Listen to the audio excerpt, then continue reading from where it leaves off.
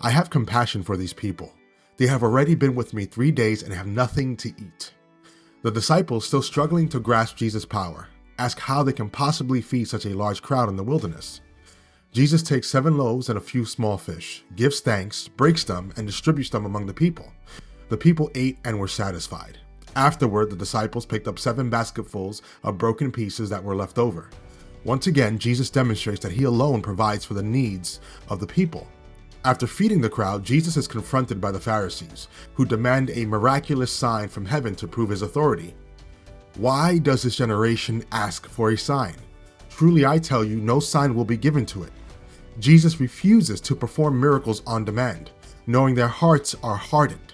Faith is not about demanding proof, it's about trusting in God's revelation. As they sail across the lake, Jesus warns his disciples, "Be careful, watch out for the yeast of the Pharisees and that of Herod." The disciples, missing the spiritual meaning, think he's talking about literal bread because they forgot to bring some. Jesus rebukes them.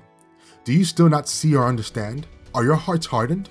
They had just witnessed 2 miraculous feedings, yet they still worried about having enough bread. Jesus challenges them to open their spiritual eyes and trust in him. In Bethsaida, people bring a blind man to Jesus, begging him to touch him. Jesus leads the man outside the village and spits on his eyes, asking him what he sees. "I see people. They look like trees walking around."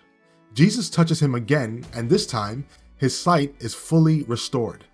This 2-stage healing mirrors the gradual understanding of Jesus' disciples. They see, but not clearly yet. On the way to Caesarea Philippi, Jesus asks his disciples, "Who do people say I am?" They answer, "Some say John the Baptist, others say Elijah, and still others, one of the prophets." Then Jesus asks the most important question, "But what about you? Who do you say I am?" Peter boldly replies, "You are the Messiah."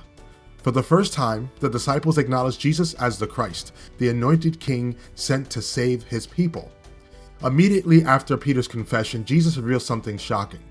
The Son of Man must suffer many things and be rejected by the elders, the chief priests, and the teachers of the law, and that he must be killed and after 3 days rise again.